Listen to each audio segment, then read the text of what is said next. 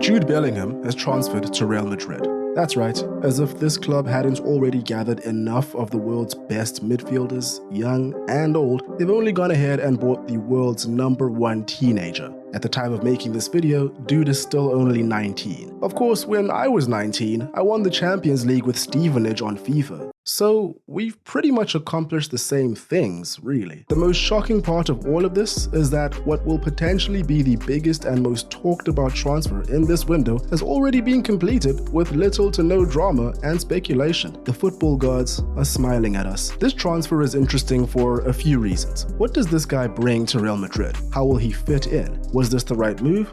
Let's talk about it.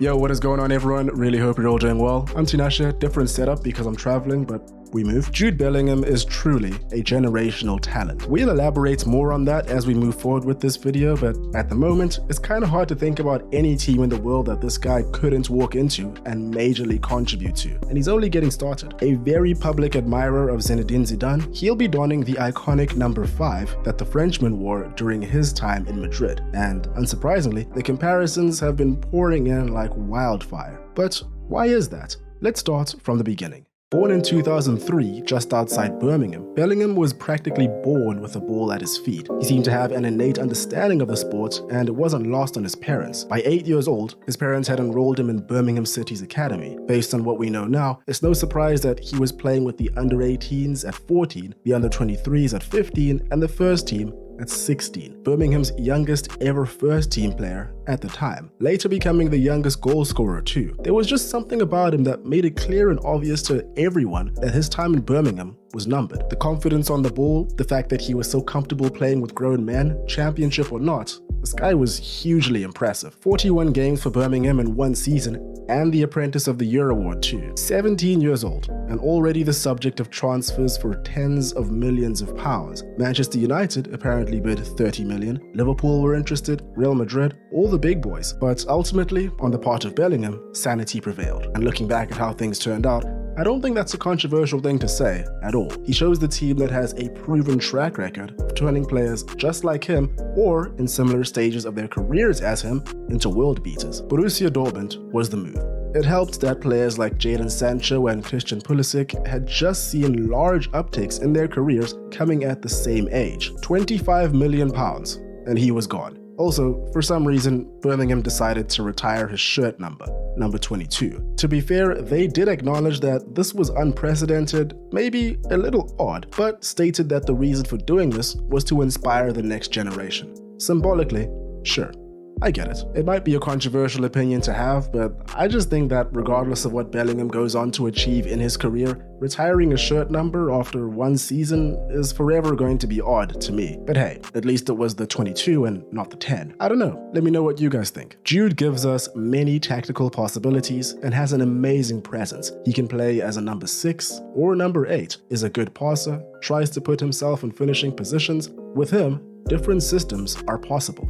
Lucien Favre, manager of Dortmund at the time of the purchase, had this to say about his new guy. Like most young talents in a foreign land, I imagine there was at least some concern that he would take some time to get up to speed. However, those concerns didn't last very long at all. In his first campaign, he made 29 appearances and very quickly became an integral part of the team. For 3 seasons, that remained the case. Tactically, Bellingham's versatility and adaptability have been key assets for Dortmund. Almost exclusively used in the middle, given license to roam forward or hold, he can influence the game in various ways. His passing range and vision allow him to dictate play from deep positions, orchestrating attacks and switching the play at will. One of Bellingham's notable attributes is his composure on the ball under pressure. It's not a stretch to say that his maturity in possession does not match his age at all. He rarely succumbs to hurried decisions, and this makes him a very reliable outlet in congested areas. His dribbling, when looked at in relation to his frame at 6'1", is something to behold. It's no wonder that these Zidane comparisons are prevalent. Having said that, as the man himself puts it, I'm not trying to be the same as him, I'm just trying to be Jude, but it's definitely a bit of homage to how great he was. Because of all of that, Dortmund had the luxury of comfortably holding possession while they built up the play. His technical abilities are just the tip of the iceberg. His positional awareness, the work rate, and off-the-ball movements are all elite already. Blocking passing lanes and doing the dirty work all come as part of the package. He had 14 goals across all competitions in the league from his position in the most recent season. It's obvious he knows what to do in those scenarios. He's up there with a couple of forwards in that department. And speaking of the most recent season, thanks to FBref, statistically we can compare him to other midfielders or players in similar positions across the top European leagues. For the full report, the link is in the description. I've highlighted some key stats here just to show how much this guy shines in various areas of the pitch. These stats are in comparison to midfielders in the top 5 men's leagues in the world over the past 365 days. Everything from goals, shots and goal creating actions, dribble attempts, blocks, progressive carries, and much more are laid out here. His game is certainly multi-dimensional and he's at the top of his game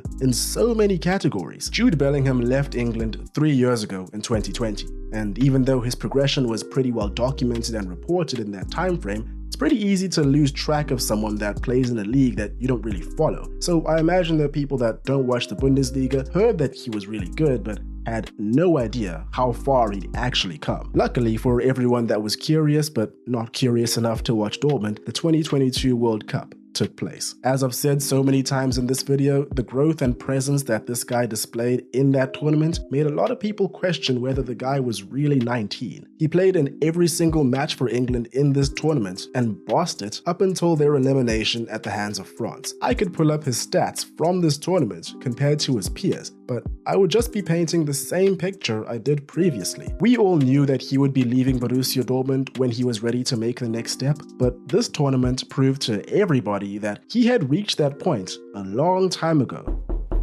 Oh, someone's at the door. Ah, Florentino Perez. Hello. 103 million euros? Fair enough. Jude Bellingham is now a Real Madrid player. Jordan Henderson tried his best, but unfortunately couldn't get the deal across the line. Alright, so let's go ahead and talk about what we're actually dealing with here. As Real Madrid do so well, they've been rapidly rebuilding their squad for the next few years over the past few windows. When it comes to the midfield, it looks like they're pretty much set, honestly. Aurelien Tchouameni, Eduardo Camavinga, now Jude Bellingham, all bought within the last 2 years. Add in Federico Valverde, who's been around since about 2016, and you have a handful of unbelievably versatile and flexible midfielders that can play all over the place. Swiss knives, all of them, all with insane work rates, and all 24 years old and younger. With Casemiro gone, Toni Kroos being 33 and Luka Modric turning 18, and Dani Ceballos not exactly first choice, the future is looking bright. As for Bellingham, even in the most recent season, he played as a 6, an 8, even a 10 in various formations. Much of it from the start of the season was in a double pivot in a 4-2-3-1 and as a right-sided central midfielder in a 4-3-3, the latter of which we can definitely see him slotting in and doing at Real Madrid. It's clear as day that the idea is for this guy to play a major role in the heart of this Real Madrid side straight away. I mean, for 103 million euros, you would hope so, right? He's clearly good enough to fit in, but as we all know, that might not be enough.